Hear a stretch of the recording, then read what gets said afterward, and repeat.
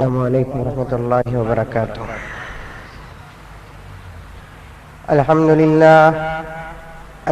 للہ رب العالمین، نحمده ونستعینه ونستغفره ونؤمن به ونتوکل علیہ، ونعوذ باللہ من شرور انفسنا ومن سیئات اعمالنا، من يهد الله فلا مضل له ومن يضلله فلا هادي له، ونشهد أن لا إله إلا الله وحده لا شريك له، ونشهد أن سيدنا ونبينا ومولانا محمدا عبده ورسوله، أما بعد فأعوذ بالله من الشيطان الرجيم، بسم الله الرحمن الرحيم۔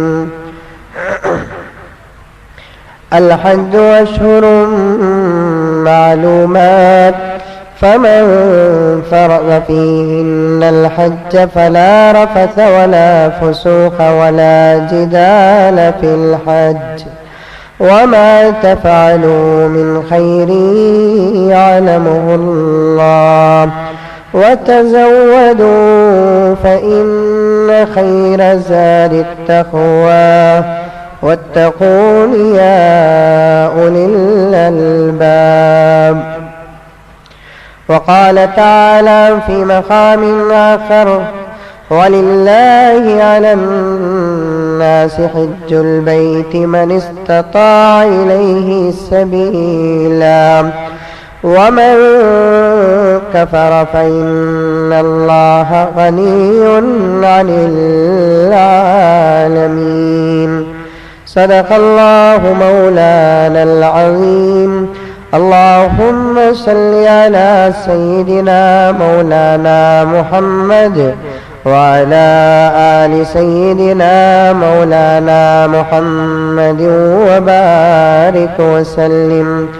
اللهم صل على محمد بعدد أوراق الشجر، وبعدد أقطار الأمطار، وبعدد دواب البرار والبحار، وعلى آله وصحبه وبارك وسلم۔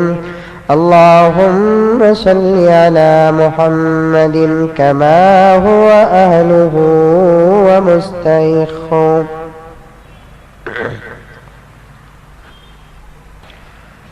معزز سامعین کرام، بزرگان دین، نوجوانان ملت،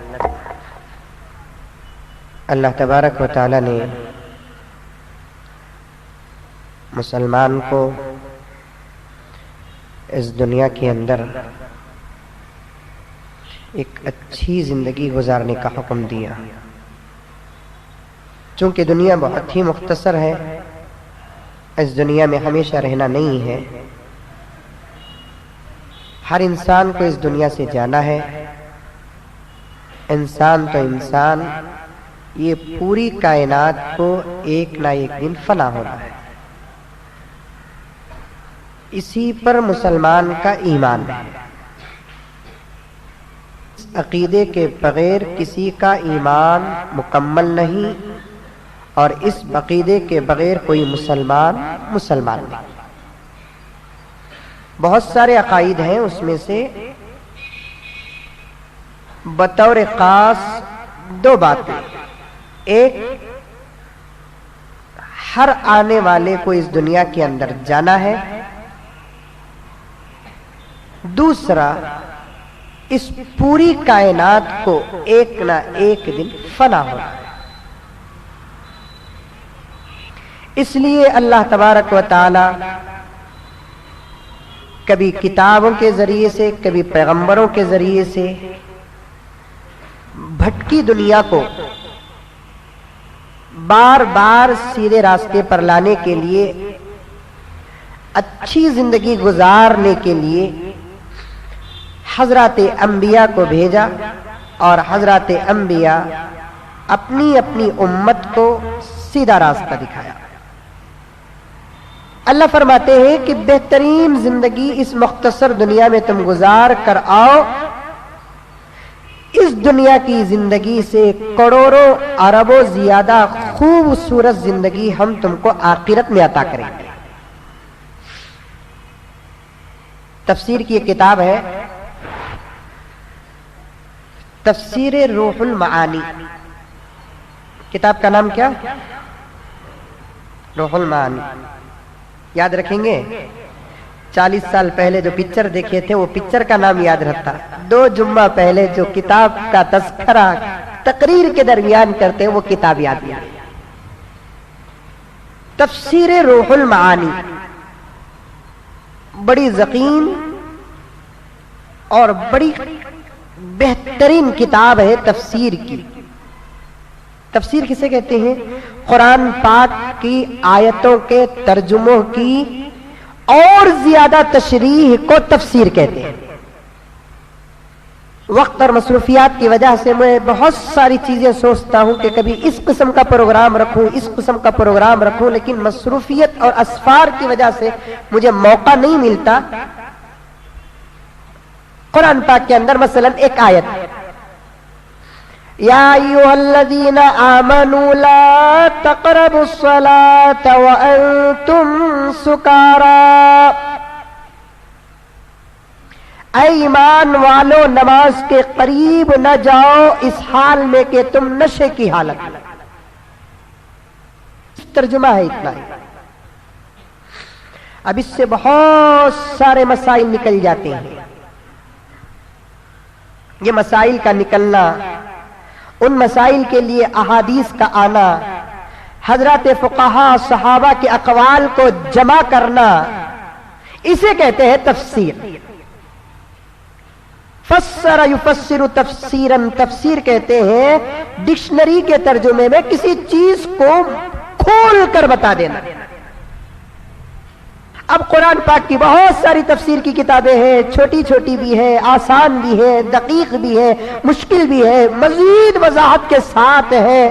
بڑی بڑی کتابیں ہیں تفسیر کی، تفسیر ابن کثیر ہے، تفسیر جلالین ہے، تفسیر قرطبی ہے، تفسیر مدارک ہے۔ اسی طریقے سے تفسیر کی ایک کتاب آتی ہے تفسیر روح المعانی، اس میں عجیب عجیب واقعات لکھے ہیں۔ ایک واقعہ آتا ہے اس میں، آدم علیہ الصلوۃ والتسلیم جنت میں پیدا کیے گئے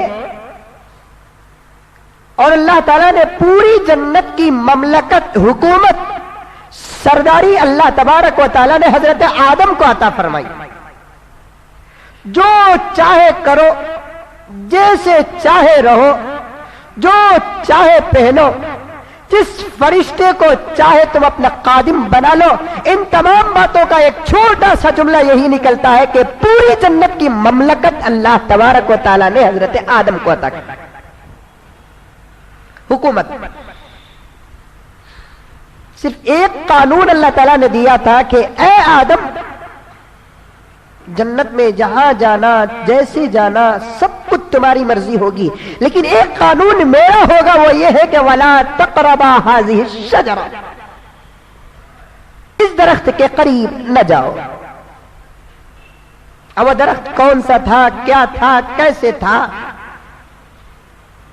کیوں جانے سے منع کیا گیا، اس تفصیلات پر ہم کو جانے کی ضرورت نہیں ہے۔ مشہور قول کے اعتبار سے وہ درخت کھجور کا، گیہوں کا تھا۔ خیر، واقعہ مشہور ہے، بچہ بچہ مسلمان کا جانتا ہے کہ ابا جان حضرت آدم جنت سے زمین میں کیوں اتارے گئے، تو وہ درخت کا پھل کھانے کی وجہ سے اتارے گئے۔ اب آپ جانتے ہیں کہ اللہ تعالیٰ غفور الرحیم ہے، غلطی تو انسان سے ہو جاتی ہے، ہم جیسے گنہگاروں سے غلطی ہو گئی، فوراً توبہ کرتے ہیں، اللہ تعالیٰ توبہ قبول کر لیتے ہیں۔ ابو البشر حضرت آدم علیہ الصلوۃ والتسلیم سے بھول ہو گئی، کیوں اللہ تبارک و تعالیٰ جنت میں معاف نہیں کیا، زمین میں کیوں اتارا؟ وہی بھی معاف کر سکتا تھا نا، کہ اللہ تعالیٰ جنت میں معاف کرنے پر قادر نہیں؟ قادر ہے جنت میں معاف کرنے کے، وہاں بھی معاف کر سکے۔ وہ بھی کسے معاف کرنا ہے؟ اپنے ہی خلیفہ حضرت آدم کو معاف کرنا ہے۔ کیوں وہاں معاف نہیں کیا؟ جنت میں اتارا، زمین میں اتارا، زمین میں اترنے کے بعد زمین میں توبہ کو اللہ تعالیٰ نے کیوں قبول کیا؟ روح المعانی میں آتا ہے نہیں کھانا تھا، پھل کھا لیے حضرت آدم علیہ الصلوۃ والتسلیم، پیٹ میں گڑبڑ شروع ہو گئی، اب حاجت کی ضرورت آئی۔ اس وقت جنت کا جو پھل کھانے کی اجازت تھی وہ تمام پھل ایسے تھے جس کے اندر اللہ تعالیٰ نے ہاضمے کی طاقت رکھا تھا۔ انار کھاتے ہضم ہو جاتا تھا، انگور کھاتے ہضم ہو جاتا تھا، سیب کھاتے ہضم ہو جاتا تھا، پائنیپل کھاتے ہضم ہو جاتا تھا۔ جو جنت کی چیزیں کھاتے وہ تمام چیزیں ہضم ہو جاتی تھی، لیکن گیہوں ایک ایسا پھل تھا جس کے اندر ہاضمے کی طاقت اللہ تعالیٰ نے نہیں رکھا۔ اس پھل کو کھا لیے حضرت آدم علیہ الصلوۃ والتسلیم نے، پیٹ میں گڑبڑ شروع ہو گئی، استنجا کی ضرورت آ گئی، ٹوائلٹ کو جانا تھا، لیکن پورے جنت میں کہیں ٹوائلٹ نہیں۔ اس وقت بھی نہیں، اب بھی نہیں، جب ہم جائیں گے تب بھی نہیں۔ انشاءاللہ جب ہم جنت کو جائیں گے نا، ٹوائلٹ نہیں، پورے جنت میں ٹوائلٹ نہیں ہے۔ بہت سارے مسلمانوں کو پریشانی، حضرت ٹوائلٹ نہیں تو بیڑی کہاں پینا ہے؟ بڑی اچھی جگہ ہے نہیں پینے کی، وہ اطمینان، سکون، کوئی ٹینشن نہیں، وہیں بیٹھے بیٹھے دم مار لے کر۔ اب جنت میں اگر ٹوائلٹ ہے نہیں ہے تو پھر بیڑی سگریٹ، پھر استنجا، پیشاب، پاخانہ، انسان کی ضرورت ہے نا، بہت تکلیف دینے والی ضرورت ہے۔ محمد بن واسی رحمت اللہ علیہ فرماتے ہیں بھوک سے بھی زیادہ اگر کوئی چیز انسان کو تکلیف دیتی ہے تو وہ ہے حاجت، پیشاب، پاخانہ، بہت تکلیف دیتی ہے۔ پہلے بھی نہیں تھا ٹوائلٹ وہاں پر، اب بھی نہیں ہے، پھر آئندہ جائیں گے تو تب بھی وہاں پر ٹوائلٹ نہیں ہے، تو پھر جائیں گے کہاں؟ اللہ فرماتے ہیں جنت میں تجھے پاخانہ ہی نہیں ہے تو ٹوائلٹ کی ضرورت کیا ہے؟ آئیں گے جتنا چاہے اتنا، اب وہ ہضم ہونا ہے پیٹ میں۔ اللہ تبارک و تعالی وہاں کے فروٹ، وہاں کی غذاؤں کے اندر وہ تاثیر رکھے ہیں کہ کھانے کے بعد پیٹ کے اندر سے ایک ڈکار نکلے گی، وہ ڈکار پورے اپنے حلقے کو خوشبو سے معطر کر دے گی، وہی ڈکار اس کے ہاضمے کے لیے کافی ہو جائے گا۔ اگر وہاں ضرورت رکھ دیتا تو پھر جنت کے اندر بدبو آ جاتی، اور اللہ تبارک و تعالیٰ جنت میں بدبو نہیں رکھے۔ اب حضرت آدم علیہ الصلوۃ والتسلیم جب کھائے تو پیٹ کے اندر گڑبڑ شروع ہو گئی، حاجت کی ضرورت آ گئی، بڑی تکلیف دینے والی چیز ہے۔ اسی لیے اللہ کے رسول صلی اللہ علیہ وسلم نے، ابو داؤد کے اندر یہ حدیث آتی ہے کہ 2 وقتوں پر نماز پڑھنا مکروہ ہے۔ ایک بھوک کی حالت میں نماز نہ پڑھو، دوسرا ضرورت کے وقت نماز نہ پڑھو۔ کسی کو پیشاب پاخانے کی ضرورت ہے، چاہے کتنی ہی اہم نماز کیوں نہ ہو، فوراً جا کر اپنی حاجت کو پوری کر، بعد میں آ کر نماز پڑھ، ورنہ تیرے نماز میں حاجت ستائے گی تو اللہ کی عبادت میں غلیظ چیز کا داخلہ ہو جائے گا۔ 3 لوگوں پر اللہ کی لعنت برستی ہے۔ ایک بھوک کی حالت پہ نماز پڑھنے والا، دوسرا پیشاب پاخانے کی ضرورت پر نماز پڑھنے والا، دوسرا صرف اپنے لیے دعا کرنے والا جو دوسروں کو اپنی دعا میں یاد نہیں کرتا۔ اللہ فرماتے ہیں اس پر میری رحمت نہیں، میرا غضب نازل ہوتا ہے۔ مانگو تو دعا پہلے دوسروں کو مانگو، اس کے بعد اپنے لیے مانگو تو اللہ تعالیٰ دوسروں سے پہلے اسے دیں گے، بعد میں دوسروں کو دیں گے۔ اللہ دنیا کے تمام مریضوں کو صحت عطا فرما، اللہ مجھے بھی صحت عطا فرما۔ دوسروں کو مانگنے کے صدقے میں اللہ تبارک و تعالیٰ پہلے اسے صحت عطا فرمائیں گے، بعد میں اسے صحت عطا فرماتے ہیں۔ اللہ تمام کی پریشانیوں کو دور فرما، تو بعد میں اپنے لیے دعا کر رہا ہے تو اللہ تعالیٰ پہلے اس کی پریشانی کو دور فرماتا ہے، بعد میں دوسروں کی پریشانی کو دور فرماتا ہے۔ اللہ تعالیٰ فرماتے ہیں کہ میرے بندے، جب تم میرے دوسرے بندوں کا خیال کرتا ہے بندہ ہو کر، میں خدا ہو کر تیرا کیسے خیال نہ کروں؟ ہمارا قصہ کیا؟ ہمیں دعا مانگے تو پورا ہمت مل جانا۔ ہماری دعا کی وجہ سے اگر سامنے والا اگر مالدار ہو گیا تو پھر میرا کیا ہوگا؟ सामने वाला अच्छा हो गया तो मेरा क्या होगा? हमारी निगाहें, हमारी जुबान, हमारी दुआएं, हमारा दिल, हमारा दिमाग इतना तंग हो गया है कि हम अपनी दुआ में भी दूसरों को शरीक करना पसंद नहीं करते। जबकि ना हमारा कुछ जाता है ना हमारे बाप दादा का कुछ जाता है। बस 2-3 मिनट ज्यादा हो जाएंगे मेरे भाई को दुआ करने की वजह से, कौम को दुआ करने की वजह से, जरूरतमंदों को दुआ करने की वजह से, मरीजों को दुआ करने की वजह से, बीमारों को दुआ करने की वजह से, मरहूमीन को दुआ करने की वजह से 2-3 मिनट का वक्त लग जाएगा। इसका सबसे बड़ा फायदा यह है कि उनसे पहले हमारा मसला हल हो जाएगा। इसीलिए आका ने फरमाया, जब भी तुम कब्रिस्तान से गुजरो तो अपने भाइयों को तोहफा दिए बगैर न गुजरना। सहाबा ने पूछा, या रसूल अल्लाह, मरहूमीन और मुर्दों को क्या तोहफा दे सकते हैं? जिंदा है तो तोहफा देंगे, गिफ्ट देंगे, मरहूम को तोहफा क्या देंगे? अल्लाह के रसूल ने फरमाया, तुम्हारा भाई उस कब्र में बेयारो मददगार पड़ा हुआ है, तुम्हारे जरूरतों का वो मुस्तहिक और मोहताज है। जब तुम पूरे कब्रिस्तान वालों के लिए तन्हा दुआ करोगे तो पूरे कब्रिस्तान वाले मिलकर तुम तन्हा को दुआ करेंगे। मैं अकेले जा रहा हूं मैसूर रोड के कब्रिस्तान से, कितने मुर्दे हैं, कितने दफन हुए किसी के पास है? एक काउंसलर को पूछो कि तुम्हारे मोहल्ले में कितने वोट, बता देगा। एक एमएलए को पूछो तुम्हारे कॉन्स्टिट्यूट में कितने वोट आते हैं, तो वो बता देगा। एक एमपी को पूछो कि तुम्हारे हलके में कितने वोट, वो बता देगा। लेकिन खुद कब्रिस्तान के जिम्मेदारों को पूछ कर देखो कि जब से कब्रिस्तान बना है उस वक्त से लेकर अब तक इस कब्रिस्तान में कितने मुसलमान दफन हुए हैं, नहीं मालूम। अल्लाह के रसूल सल्लल्लाहु अलैहि वसल्लम ने फरमाया, क़यामत में जब अल्लाह तबारक व तआला कब्रों से मुर्दे निकालेंगे, एक एक कब्र से 50-50 मुर्दे निकलेंगे। नहीं, वो उस जमाने के कब्रिस्तान जो एक एक कब्र से कितने निकलते थे, अब हमारे कब्रिस्तान में बेवारसी बनकर हमें अकेले टूटना सो की तो मरते की नहीं की बाउंड्री बन जाती, हो जाता नहीं, सराने पत्थर आ जाता, फर्स्ट एंड लास्ट मैच। दुनिया में भी अकेले था, कब्र में भी अकेले हूं, हशर के मैदान में भी अकेले उठूंगा। जगह अलर्ट हो जाती है, एरिया अलर्ट हो जाते हैं, खबरें खास हो जाती हैं। यहां तक मेरे दोस्तों, मुर्दों की खबरें तो खास। आज बड़े बड़े तोप और सूरमा तो मरने से पहले भी अपने कब्रों को खास बना, ए मेरी जगह पर कौन भी दफन होना नहीं है। क्या मालूम कि ये यही दफन होगा? अल्लाह ही जानता है कि भी आई अर्ज़ तमूत, कि कौन कहां मरेगा। खबरें यहां खास किए हैं। किसी का इंतकाल मद्रास में हो रहा है, किसी का इंतकाल फॉरेन में हो रहा है, किसी का इंतकाल मक्के में हो रहा है, किसी का इंतकाल मदीने में हो रहा है, किसी का इंतकाल कहीं हो रहा है, कहीं किसी की कब्र बन रही है कि किसी को पता नहीं कि वो कहां मरेगा, किसकी कब्र कहां बनेगी।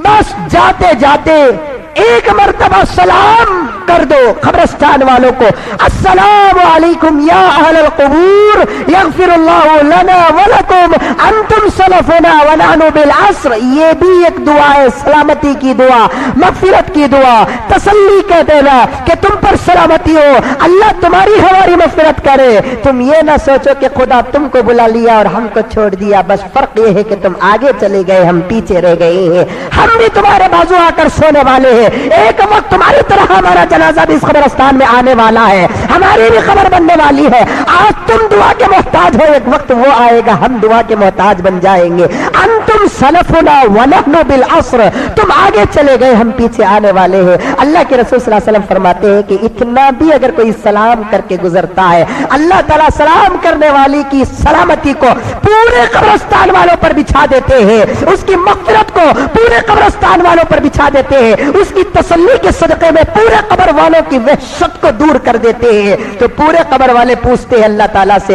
अल्लाह ये कौन मेरा भाई जो मुझे सलाम करके गुजर रहा है, ये कौन मेरी बहन जो मुझे सलाम करके करके गुजर रही है। अल्लाह फरमाएंगे तेरे मोहल्ले का फला तेरा दोस्त, तेरे गांव का फला तेरा दोस्त, या किसी गांव से गुजरने वाला मेरा बंदा मोहम्मद का गुलाम तेरा ईमानी भाई तुझे सलाम करके गुजर रहा है। तो पूरे कब्रिस्तान में रहने वाले मुर्दे अल्लाह ताला से दुआ करते हैं कि अल्लाह जैसे वो हमको दुआ किया तो कबूल करके सलामती फैला दिया, हम सब मिलकर उस बंदे के लिए दुआ करते हैं कि दुनिया की उसकी पूरी जरूरतों को तू पूरी फरमा। हम सलाम तक नहीं करते, कब्रिस्तान में गुजरते हुए।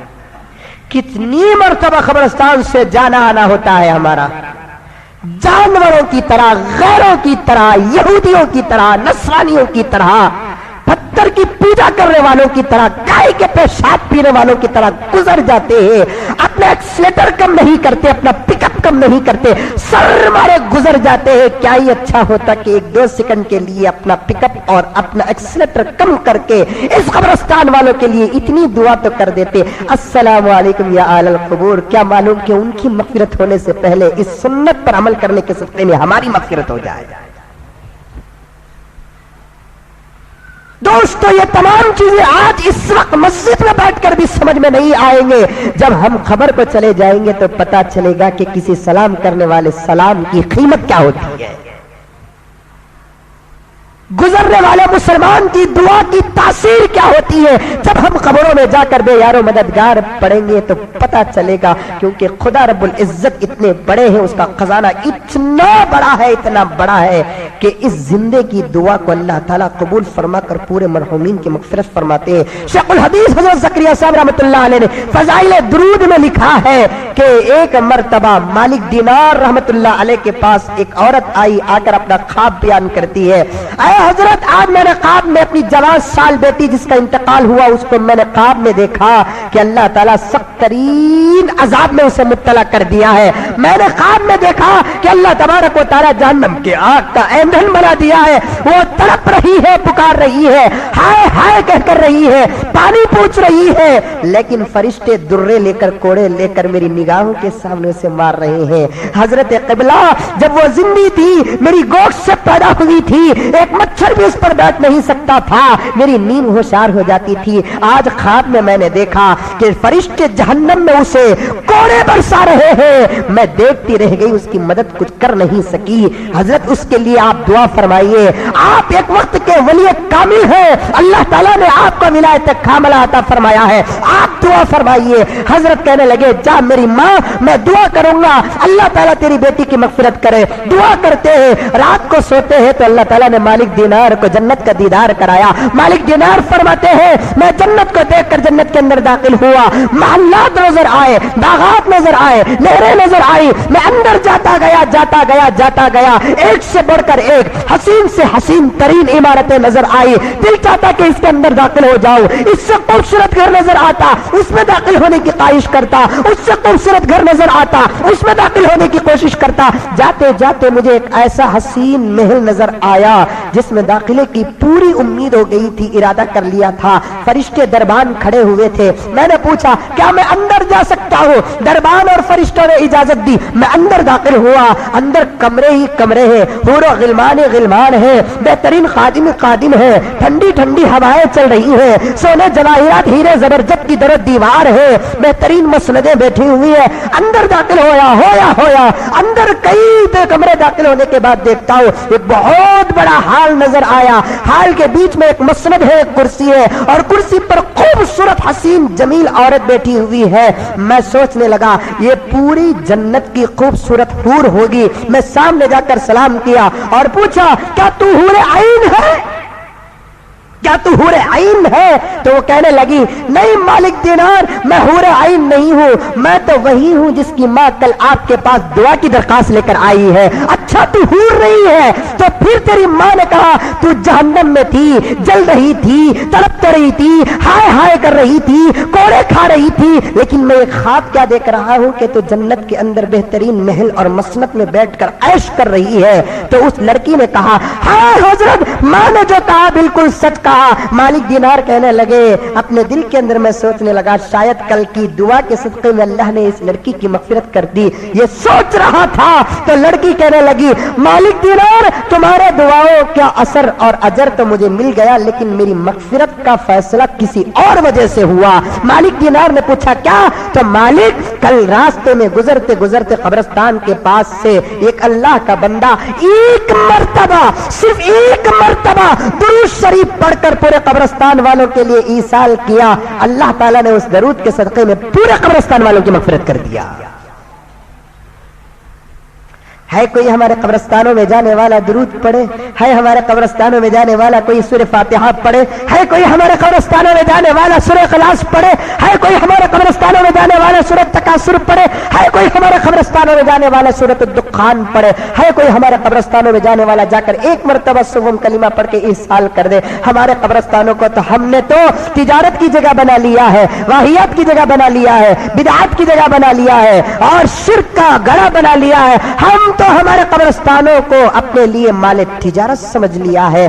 دوستو اپنی دعاؤں میں دوسروں کو یاد کرو. پیغمبر اعظم صلی اللہ علیہ وسلم نے ارشاد فرمایا 3 آدمیوں پر اللہ تبارک و تعالی ناراض، ایک بھوک کی حالت میں نماز پڑھنے والا، دوسرا استنجا کی حالت میں نماز پڑھنے والا، تیسرا صرف اپنے لیے بطور خاص دعا کرنے والا. اس لیے استنجا پیشاب آ رہا ہے، پاخانہ آ رہا ہے، اپنی ضرورت کو پوری کرو، اس کے بعد عبادت کرو. اب حضرت آدم علیہ الصلوۃ والتسلیم کو ضرورت پیش آ گئی گیہوں کھانے کی وجہ سے، پھل کھانے کی وجہ سے.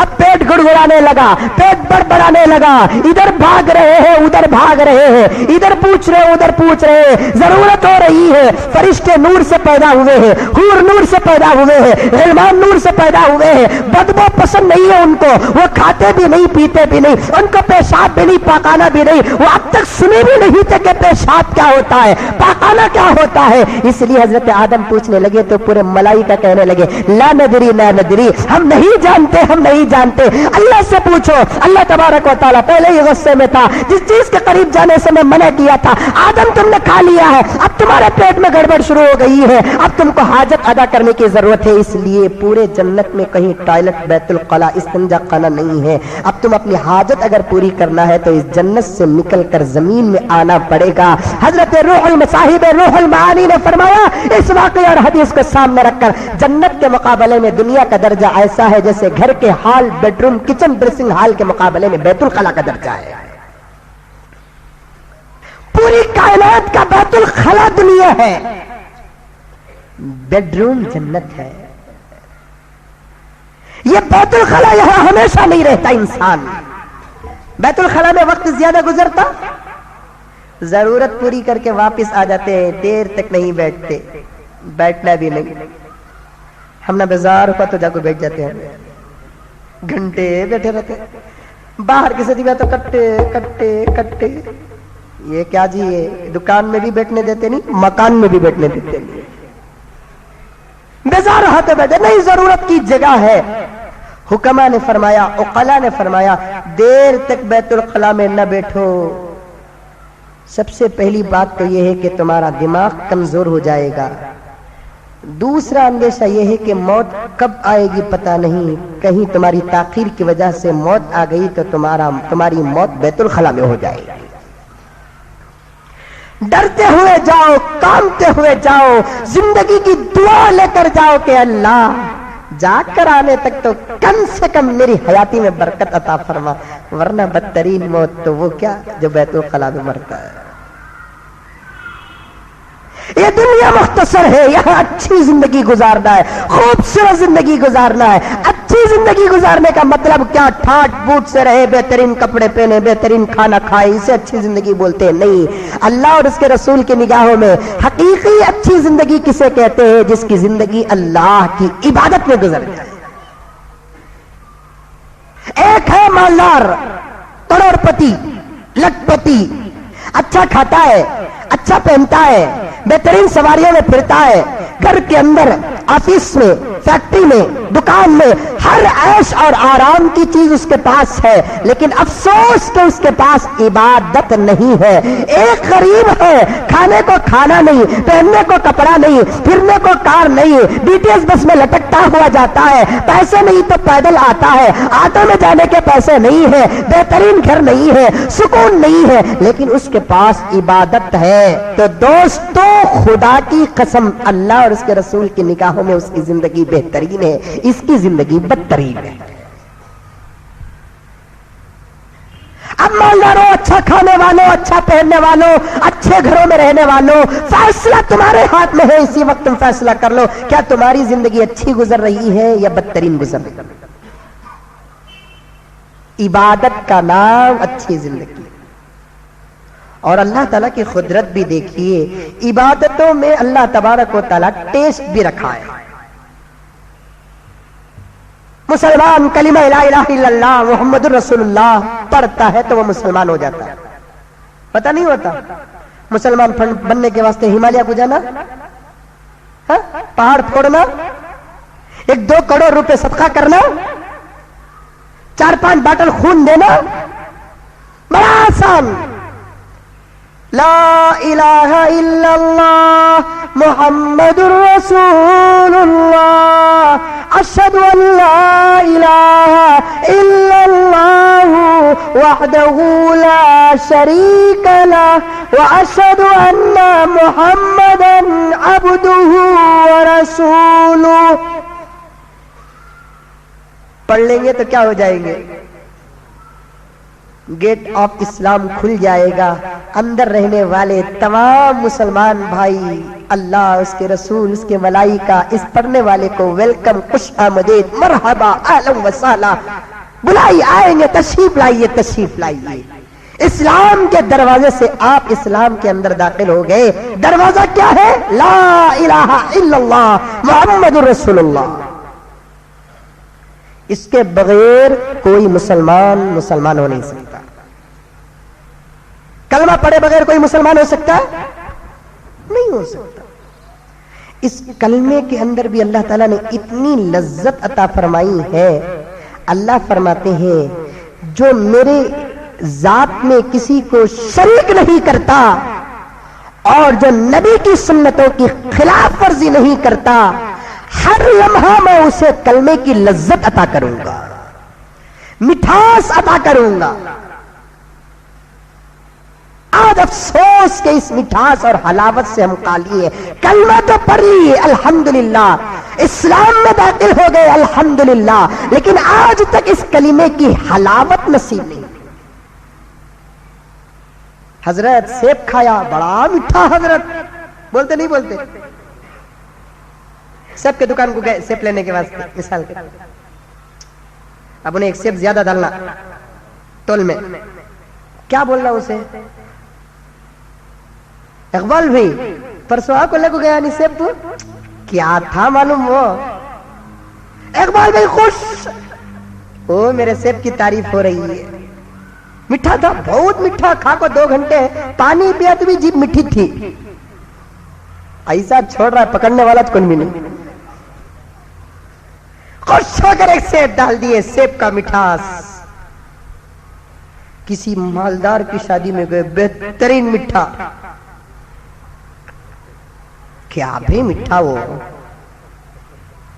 کتنا محنت کر کو کم پہ ڈبایا کہ پورا میٹھے میں خرچہ ہوگا، کتنا محنت کر کو چرایا کہ پورا میٹھے میں خرچہ کرا دیتا، کیا چی بادام پانی میں مچھی تیرے سکا تیر لگو تھے، کیا مزہ ملا میٹھا کھاتے کھاتے، سب کی تعریف۔ لیکن افسوس میرے دوستو، آج تک ہم یہ نہیں کہے، صبح کو ایک مرتبہ میں اپنے کلمے کا، ایمان کا، اسلام کا رینیول کیا، فجر کی نماز پڑھنے سے پہلے رات کے گناہوں کو مٹانے کے لیے میں نے ایک مرتبہ پھر سے کلمہ پڑھا۔ اب 5 بج رہے ہیں، 6 بج رہے ہیں، مغرب ہو رہی ہے، صبح کو کلمے کی مٹھاس اب تک باقی ہے۔ کسی نے کہا کیوں؟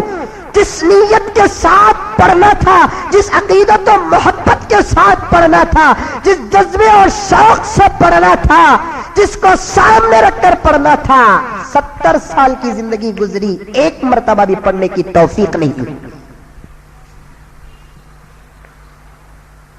صحابہ کے کلمے اور ہمارے کلمے میں کوئی فرق ہے؟ تابعین اور تبع تابعین کے کلمے اور ہمارے کلمے میں کوئی فرق ہے؟ اولیاء کے کلمے ہمارے کلمے میں کوئی فرق ہے؟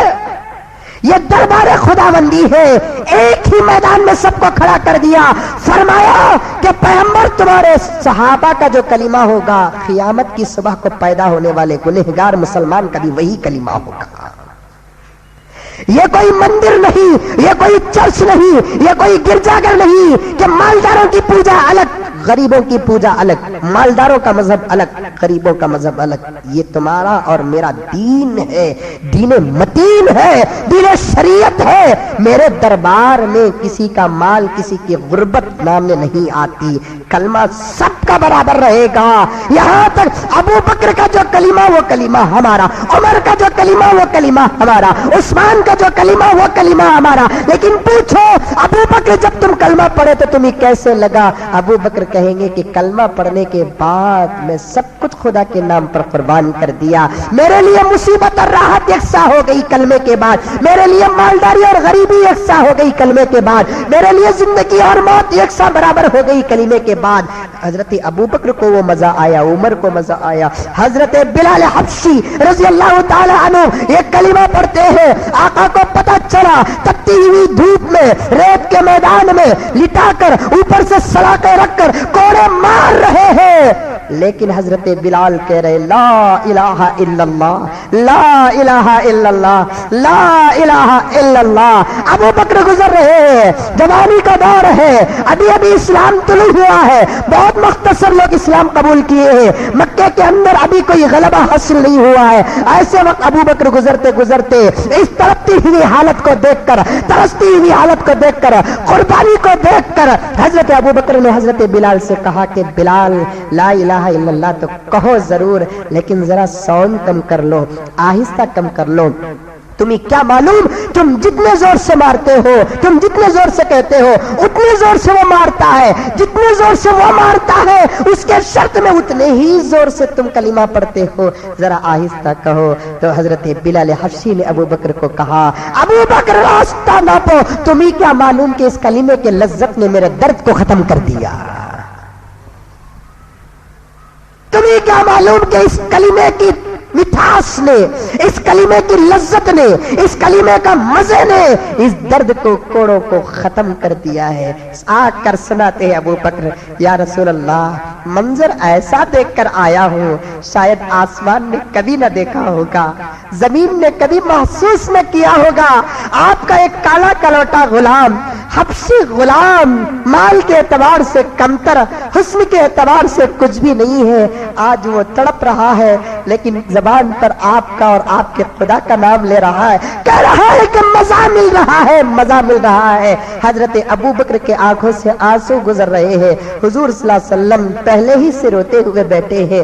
حضرت ابو بکر فرماتے، پوچھتے ہیں یا رسول اللہ میں تو منظر دیکھ کر آیا، رو رہا ہوں، آپ کو کیا تکلیف پہنچی ہے کہ آپ رو رہے ہیں؟ تو اللہ کے رسول نے فرمایا جو منظر تم نے دیکھا ابو بکر، وہی منظر آسمان والوں نے بھی دیکھا، ان کے رونے نے مجھے رلا دیا ہے، ان کے رونے نے مجھے رلا دیا ہے۔ حضرت بلال کا تڑپنا پورے آسمانوں کو تڑپا دیا ہے، یہاں تک کہ عرش تڑپ اٹھا ہے ابو بکر، عرش تڑپ اٹھا ہے۔ جیسے ہی عرش نے تڑپا اللہ نے جانتے ہوئے پوچھا اے عرش خاموش ہو جا، تو کیوں چل رہا ہے، مچل رہا ہے؟ تو عرش نے کہا الہی انت تعرف، اے اللہ تو جانتا ہے زمین میں بلال تڑپ رہا ہے جس کے تڑپنے نے مجھے تڑپا دیا ہے۔ اللہ کی رحمت کو جوش آتا ہے، اللہ نے مجھے پیغام بھیجا ہے ابو بکر تم جا کر بلال کو خرید لو۔ ابو بکر سنتے ہیں، کہتے ہیں یا رسول اللہ کہ اللہ کا حکم آیا ہے کہ بلال کو میں خریدوں؟ ہاں ابو بکر اللہ کا حکم آیا ہے بلال کو خریدو۔ حضرت ابو بکر حضور کے ہاتھ پہ وعدہ کر کے جاتے ہیں یا رسول اللہ آپ کے ہاتھ پہ وعدہ کر کے جا رہا ہوں، پوری دولت قربان کر کے بلال کو خریدوں گا. اگر دولت کم ہو گئی ابو بکر غلام بن کر بلال کو آزاد کرائے گا. ابو بکر جاتے ہیں, جا کر بلال کے آقا سے کہتے ہیں کیا بلال کی تجارت کرے گا؟ میرے پاس ایک نوکر ہے جو کافر ہے, تیرے پاس ایک نوکر ہے جو مسلمان ہے, بس ادلا بدلی کریں گے. میں کافر غلام کو تجھے دوں گا, تو مسلمان غلام کو مجھے دے گا. پھر کافر غلام کے اوپر میں 10 کھجوروں کے درخت بھی دوں گا. غلام دے کر 10 کھجوروں کے درخت دے دوں گا, تو بلال کو میرے ہاتھ بیچ دے. بلال کا آقا کہنے لگا ابو بکر پورا مکہ تو آپ کو عقل مند سمجھتا تھا, آج تم نے بڑی گھٹیا تجارت کی ہے, بیوقوفانہ بزنس کیا ہے. بلال کو خرید کر تم نے ایک عقل مند, صالح, تندرست, خوبصورت نوجوان کو بیچا اور ساتھ میں 10 کھجور کے درخت بھی دیا ہے. چلو ہمیں یہ تجارت منظور ہے. تو حضرت ابو بکر نے کہا کہ میرے بھائی تو جانتا نہیں, میں بلال کو نہیں خریدا, خدا کی مرضی کو خریدا. بلال کو نہیں خریدا, میں خدا کی مرضی کو خریدا ہوں. تجھے کیا پتا آج بلال کا سودا خدا کے ساتھ بھی ہوتا, بلال کا سودا خدا کے ساتھ بھی ہوتا, تو بلال کو خریدنے کے لیے خدا جنت بھی تیرے ہاتھ دے دیتا. کیا قیمت کیسے بڑی بلال حبشی کی. ایک کلمے کی لذت کو انہوں نے محسوس کیا, ایک کلمے کی مزے کو انہوں نے محسوس کیا. آج ایک مرتبہ وہ لوگ بڑے کامیاب ہو گئے, زندگی بھر پڑھ رہے ہیں, اس کلمے سے ہم کامیاب نہیں ہو رہے ہیں. نعوذ باللہ, قصور کیا ہمارا ہے, یا نعوذ باللہ کلمے کی تاثیر ختم ہو گئی ہے. دوستو کلمے کی تاثیر قیامت تک باقی رہے گی, لیکن اس کلمے کے موافق مسلمان آج اس کلمے کو نہیں مل رہے ہیں, جس کی وجہ سے اس کی لذت ملتی نہیں ہے. دل سے پڑھو, دل سے پڑھو. محمد بن واسی رحمت اللہ علیہ نے کیا کہا, لا الہ الا اللہ پڑھ کر اللہ کے ساتھ کسی کو شریک نہیں کیا, ذات میں شریک نہیں کیا, صفات میں شریک نہیں کیا. محمد رسول اللہ پڑھ کر نبی کی سنتوں کی خلاف ورزی نہیں کیا. اللہ تعالیٰ اس کی زندگی میں کلمے کی لذت عطا کریں گے. آج اس طریقے سے پڑھنے کی ضرورت ہے. بولو انشاءاللہ پڑھیں گے. کیسے پڑھیں گے؟ لا الہ الا اللہ پڑھنے کے بعد ذات و صفات میں ہم خدا کے کسی کو شریک نہیں کریں گے. محمد رسول اللہ پڑھنے کے بعد انشاءاللہ تعالی نبی کے سنتوں کی خلاف ورزی نہیں کریں گے. لیکن افسوس, کہنے کو تو لوگ مسجد میں کہہ دیتے ہیں, لیکن مسجد سے باہر جانے کے بعد ہمارے انشاءاللہ کو خود ہم بھول جاتے ہیں. ابھی ہم نے مسجد میں کس کے سامنے کہاں بیٹھ کر انشاءاللہ کہہ کر آئے ہیں, مسجد سے باہر نکلے تو وہی بے ڈھنگی رفتار جو پہلے تھی وہ اب بھی ہے کہ مصداق بن جاتی ہے. بہرحال کلمہ پڑھے تو اللہ تعالیٰ کلمے کی لذت عطا کرتے ہیں. اس کے بعد ایک اچھی زندگی گزارنے کے لیے کچھ احکامات مسلمانوں پر لاگو کرتے ہیں. کبھی نماز کا حکم, کبھی روزے کا حکم, کبھی زکات کا حکم, کبھی حج کا حکم. سب حکموں کی تعمیل کرنا, سب کو ماننا. کلمے کی لذت الگ, نماز کی لذت الگ, روزے کی لذت الگ, زکات کی لذت الگ, حج کا ٹیسٹ الگ. سب عبادتیں. نماز کی لذت ہی کچھ اور ہے, مزہ ہی کچھ اور ہے. نماز کی لذت کے بارے میں مختصر طور پہ عرض کر کے چلوں. اللہ کے رسول صلی اللہ علیہ وسلم نے فرمایا, کبھی یہ سوچ کے تو نماز نہ پڑھ کہ تو ہاتھ اٹھا رہا ہے, ہاتھ باندھ رہا ہے, رکوع کر رہا ہے, سجدہ کر رہا ہے, قاعدہ کر رہا ہے, سلام پھیر رہا ہے. یہ نہ سوچ, یہ سوچ کے نماز پڑھ کے تو خدا کا دیدار کر رہا ہے. سوچے ہم لوگ کبھی ایسا؟ کبھی سوچے؟ نماز تو نماز ہے, لیکن سوچ کیا بتائی اللہ کے رسول؟ کیا نہیں پڑھ رہے ہم لوگ؟ نماز نہیں بلکہ خدا کا دیدار. حضور صلی اللہ علیہ وسلم معراج کو تشریف لے گئے, اللہ کا دیدار کیا سامنے سامنے. لیکن جب اللہ کے رسول صلی اللہ علیہ وسلم اللہ کا جو دیدار کیے، صرف اللہ کے رسول ہی جانتے ہیں کہ اللہ کیسا تھا. نہیں کون بھی بتا سکتا ہے کہ اللہ ایسا ہے ویسا ہے؟ نعوذ باللہ من ذالک. انشاءاللہ جب ہم دیکھیں گے تو پتا چلے گا کہ ہم کو پیدا کرنے والا خالق کتنا خوبصورت اور حسین ہے. لیکن آج کچھ لوگ دین کا سودا کرتے ہیں. ابھی یہ ہفتہ درمیان میں ایک صاحب فون کر کے ایک مسئلہ پوچھے، حضرت حضور صلی اللہ علیہ وسلم معراج کو گئے نا، کیا دیکھے حضرت؟ کیا بھی دیکھیں گے، جنت دیکھے، دوزخ دیکھے، ان تمام چیزوں سے بڑھ کر اللہ کا دیدار. اللہ کیسا تھا حضرت؟ لا حول ولا قوت الا باللہ. یہ تو صرف ہمارے آقا جانتے ہیں. نہیں حضرت، ایک حضرت بیٹھے ہیں یہاں، سمجھ گئے حضرت کا، تو یہ حضرت بیٹھے ہیں، حضرت انہوں بول رہی جے حضور معراج کو جا کر اللہ کو نہیں دیکھے جی، عینک دیکھے سو. نعوذ باللہ من ذالک. دل چاہتا ہے کہ ان کو چیر کے ٹکڑے ٹکڑے کر کے کتوں کے حوالے کر.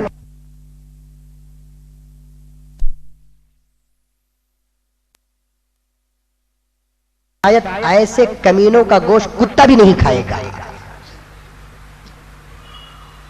ایمان فروشوں کا گوشت کتا بھی نہیں کھائے گا.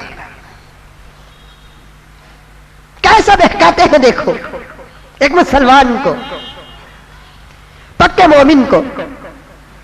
دوستو ان سے بچ کر رہو.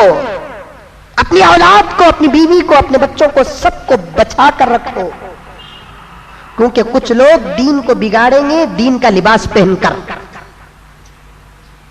امید ہے کہ آج کوئی عیسائی آ کر انشاءاللہ کسی مسلمان کے دین کو بگاڑ نہیں سکتا، یہودی آ کر بگاڑ نہیں سکتا. اخلاق بدل سکتا ہے، معیار بدل سکتا ہے، تہذیب بدل دے گا، لیکن ایمان بگاڑ نہیں سکتا. لیکن دین کو بگاڑنے والے کون؟ دین کا لباس پہن کر. قیامت کی علامتوں میں پیغمبر نے فرمایا قیامت کے قریب کچھ لوگ ایسے ہو جائیں گے، سر پہ امامے بھی ہوں گے، لمبے لمبے جھبے بھی ہوں گے، داڑیاں بھی ہوں گے، لیکن وہ انسان نہیں، شیطان کی اولاد ہوگی جو انسانوں کی ایمان کو گمراہ اور تباہ کریں گے. وہ کیسے؟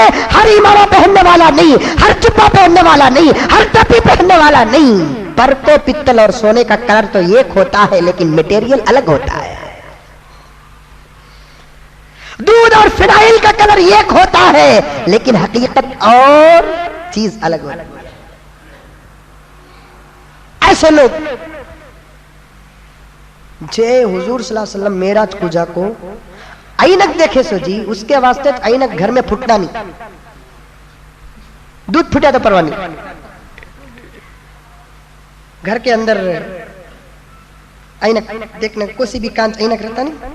بیکان کا عقیدہ تم لگا سوچتے رہیں گے اسے سب کیسا معلوم ہے، سب یہ پوچھتے ہی میں بھی تلاش کرتا ہوں یہ مسئلہ ہے کیا، بولا تو کام بھی رہتا نہیں مسئلہ. عورت پوچھی حضرت ہاتھ سے عینک ٹوٹ گیا تو کیا کرنا؟ جھاڑ کو سمٹنا. کیا میں آؤں کیا جھاڑنے؟ عینک گر گیا تو کیا کرنا حضرت؟ جھاڑ کو سمٹ ڈالو ماں.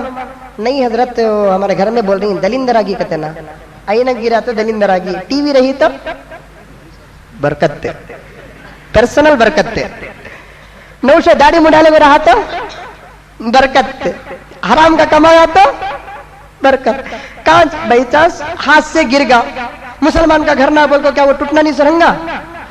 کانچ ٹوٹیا گر گیا، اسے کیا کریں گے؟ اب اس کے ہاتھ سے کیا نیمبو بھی، نارل بھی، پھول بھی، کنگم بھی سب لے لگا کو رکھیں گے؟ عینک ہی ہے. بلکہ امام غزالی نے فرمایا ہے کہ عینک خدا کی نعمتوں میں سے ایک چیز ہے. عینک ہی ایک ایسا دلیر چیز، ایسی دلیر چیز ہے جو تمہاری حقیقت کو تمہارے سامنے کھول کے رکھ دیتا ہے، کسی سے ڈرتا نہیں. جے داڑھی منڈاؤ غصہ ہو جاتا ہے، منجے بولے گا جی تمہیں. عینک کے سامنے جا کر کھڑتا، عینک بول رہا ہے ایک زبان سے جس کی زبان کو سمجھ سکتے ہیں سن نہیں سکتے، وہ اینک بول رہا ہے کیسے محمد کا غلام تیرے چہرے میں داڑھی نہیں ہے، حقیقت بول رہا ہے لیکن اس کا کچھ بگاڑ نہیں سکتے، وہ بڑا بہادر ہے جو تمہاری حقیقتوں کو کھول کر رکھ رہا ہے نہیں؟ حرام خور کسے بولے مولانا؟ اب بھی پوچھیں گے لیکن میں اشارہ کسی بھی کریا نہیں نا، کریا کیا جنرلی حرام خور کسے بولے مولانا؟ نکلو مسجد سے باہر دیکھ لیتا ہوں، ہڈی کی جگہ ہڈی نہیں رہنا، گوشت کی جگہ گوشت نہیں رہنا۔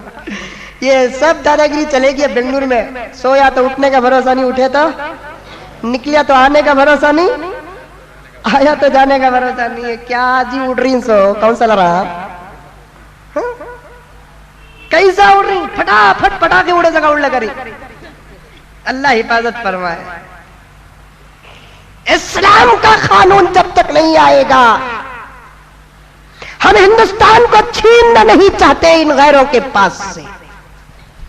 شاید ہندوستانی حکومت یہ سوچتی ہوگی ان علماء کے بیانات سے کہ یہ علماء ہندوستان کو قبضہ کرنا چاہتے ہیں۔ ارے ہماری چیز کو ہمیں کہیں کو قبضہ کریں گے؟ میرا گھر بھائی جاگو صوفے میں بیٹھ جاگو، آج سے میرا گھر بولا تو مجھے دیوانہ نہیں بولیں گے؟ میرے گھر میں میرے صوفے میں جاگو بیٹھ جاگو، بیگم سے بچوں سے، بابا بیگم میرا گھر ہی ہے، تمہارا گھر ہے۔ ویسے ہندوستانی ہے ہم، اگر ہندوستان کی پارلیمنٹ میں بیٹھ گئے تو پھر کوئی بگڑے گا نہیں، لیکن ہم کو درد ہے، فکر ہے ہندوستان کی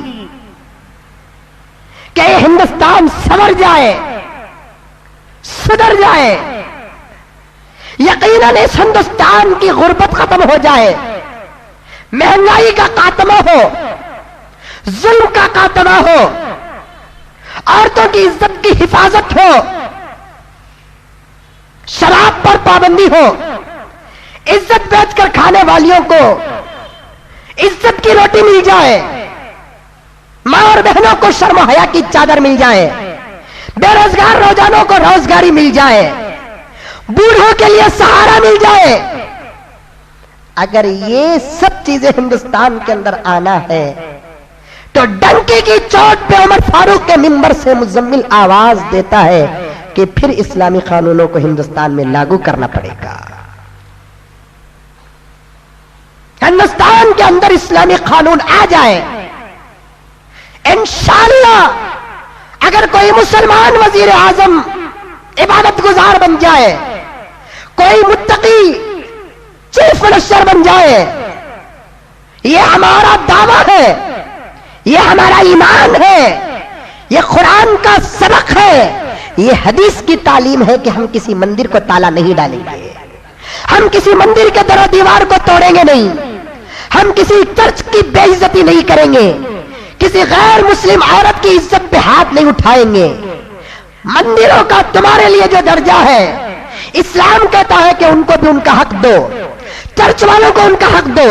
بس ہم یہ چاہتے ہیں کہ اس ہندوستان سے بالکل غلط کام ختم ہو جائے، چوری ڈکیٹا لوٹ مار قتل و غارت گیری ریپ ڈکیٹی سب اگر ختم ہونا ہے تو پھر کسی ہندوستان کے سر ہندوستانی حکومت کا تاج آنا ضروری ہے۔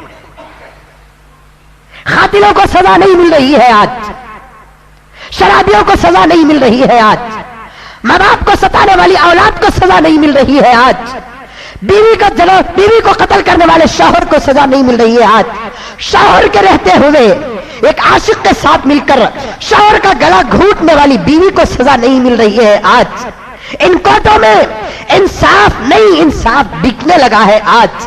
تو پھر کیا ہوگا؟ ہندوستان لو پوزیشن پر نہیں جائے گا تو پھر کیا ہائی پوزیشن پر جائے گا؟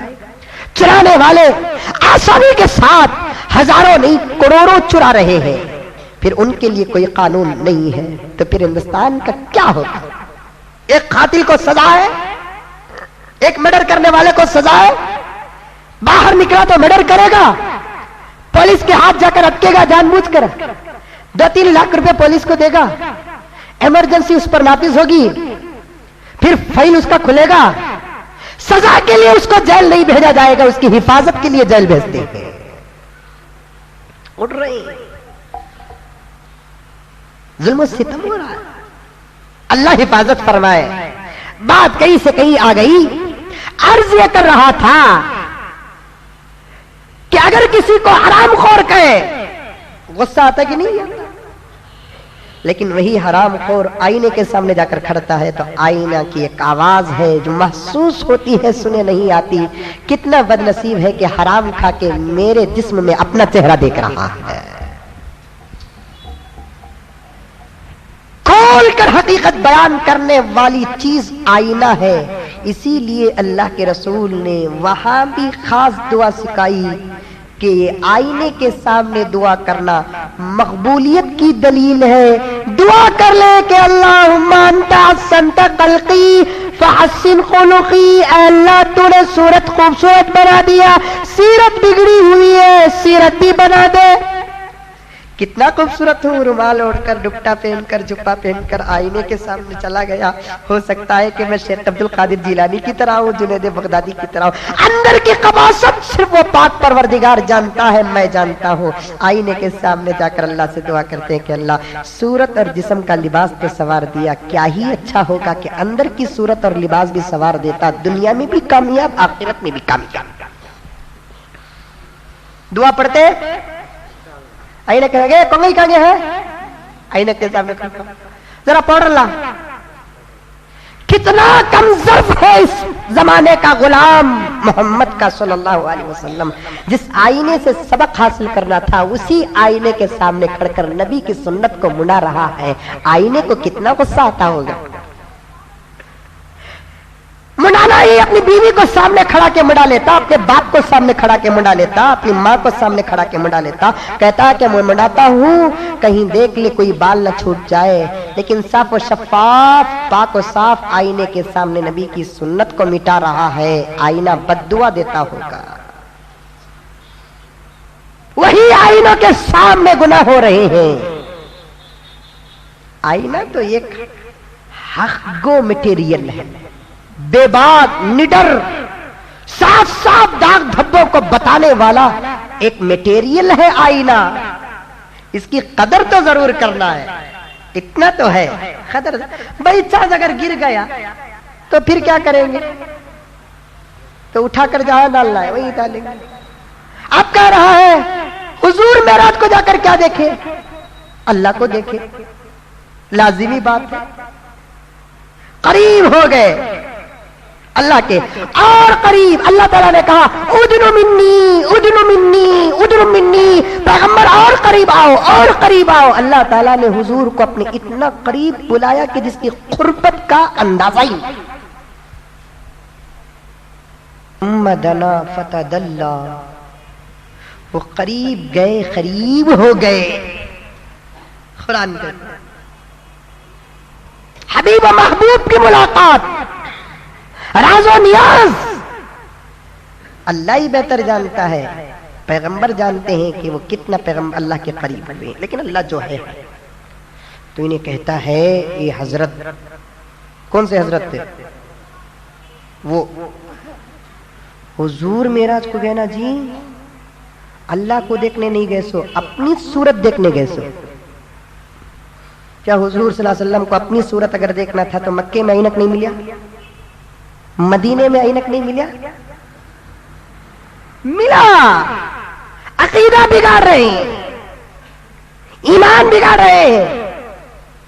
یہ بتانا چاہتے ہیں کہ اللہ ہی حضور کی شکل میں زمین میں اترے. نہیں، حضور بندے ہیں، بشر ہے، مخلوق ہے. اللہ خالق ہے، خدا ہے، پروردگار ہے، مالک ہے. حضور الگ، اللہ الگ. خیر جب اللہ کا دیدار اللہ کے رسول صلی اللہ علیہ وسلم کیے، اللہ کے رسول کو اللہ کے دیدار میں بڑا مزہ آیا. اللہ تعالیٰ سے پوچھنے لگے یا الہی میں دیکھ کر تیرے حسن اور تیری خوبصورتی کا مزہ حاصل کر رہا ہوں. اب میں جاؤں گا میری امت کہے گی یا رسول اللہ آپ تو خدا کو دیکھا ہے، خدا کو دیکھنا کیسا لگا؟ میں کیا جواب دوں الہی؟ اس لذت کو میں کیسے بتاؤں؟ اللہ کو دیکھنے میں ایسے مزہ آیا. اللہ کو دیکھنے میں ایسے مزہ آیا، کیسے بتاؤں؟ اللہ تعالیٰ نے کہا کہ لاڈلے پیغمبر بس تم جا کر تمہاری امت کو یہ کہو کہ نماز پڑھے، زمین میں کھڑ کر تمہاری امت نماز پڑھے گی تو نماز پڑھنے میں اسے ایسے مزہ آئے گا جیسے اس وقت تم کو میرے دیدار کا مزہ آ رہا ہے، ایسا مزہ آئے گا جیسے اس وقت تم کو میرے دیدار کا مزہ آ رہا ہے۔ کبھی آیا ہم کو مزہ ایسے؟ اچھا اتنا تو کوشش کرو کہ مزہ لانے کی کوشش کریں گے، کیا مرچی کوتمیر کرے پک ڈال کو خوشو خضو کے ساتھ، خوشو خضو کے ساتھ آج پڑھیں گے انشاءاللہ اسی نماز کہ نماز نہیں ہم خدا کا دیدار کر رہے ہیں۔ اللہ فرماتے ہیں کہ پیغمبر تم کو جسمانی معراج دیدار ہم ایک مرتبہ بلا کر رہے ہیں، آپ کے صدقے میں آپ کی امت کو ہم روزانہ 5 مرتبہ اپنی دیدار کا مزہ عطا کریں گے۔ کتنے مرتبہ؟ کس کے دیدار کا؟ اللہ کے دیدار کا۔ دوستو ہم عاشق ہوئے اللہ معشوق ہوا، ہم حبیب ہوئے اللہ محبوب ہوا، ہم پیارے ہوئے اللہ کے۔ دنیا کا کوئی لڑکا کسی لڑکی سے محبت کرتا ہے، اسے دیکھنے کی کتنی خواہش ہوتی ہے، اور جب ایک مرتبہ معلوم ہو گیا کہ اس گھر کے اندر ہماری معشوقہ رہتی ہے، بار بار ادھر سے جا رہا ہے ادھر سے آ رہا ہے، یہ بولو لوگ حضرت ہمیں سمجھ گئے، سمجھ میں یہ بات؟ معشوق کے دیدار کے لیے بار بار معشوقہ کی گلی سے گزرنا بھی اچھا لگتا ہے، لگتا ہے کہ نہیں لگتا؟ کہاں کی ہی سارے پڑھلے میں ہیگڑے نگر میں چپ کے تو بھی لار پڑھ لگواتے اتنے دور سے 70 پر 5 روپے 1 لیٹر پیٹرول خرچہ کر لگواتے، کام ہی جانی لار پڑھ لگواتے، کیا واسطے؟ کام ہے، کیا کام؟ کیا بھی نہیں ہے، وہ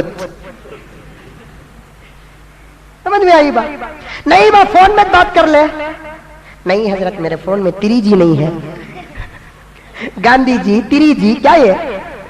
فون میں بات کر لینا با، نہیں حضرت میرے فون میں 3G نہیں ہے، 3G کا تو کیا بھائی، وہ ایک ہے حضرت نیٹ ورک کے، میرے فون میں اس کے فون میں ہمیں آن کرتا لیتا ہوں، میں یہاں سے رکھوں اس کی صورت دیکھ لیتا ہوں، انہیں وہاں سے رکھ کر اس کی صورت دیکھ لیتا۔ واہ واہ خدا نے کیسی مشنری تیار کی ہے، آج میں رات کا فلسفہ سمجھ میں آ رہا ہے، نبی کی حدیث سمجھ میں آ رہی ہے۔ اگر کوئی پوچھے کہ میرے بھائی عمر فاروق میں نماز پڑھتا ہوں تو خدا کا دیدار کیسے ہوگا، تو اللہ فرماتے ہیں تیرے ایئرٹیل کی 3G کا نیٹ ورک اتنا اچھا ہے کہ مدراس سے بنگلور کو تیری تصویر دکھ رہی ہے، تو پھر میرے نماز کا نیٹ ورک کیوں مضبوط نہیں ہوگا کہ عمر فاروق سے میرا دیدار نصیب ہے؟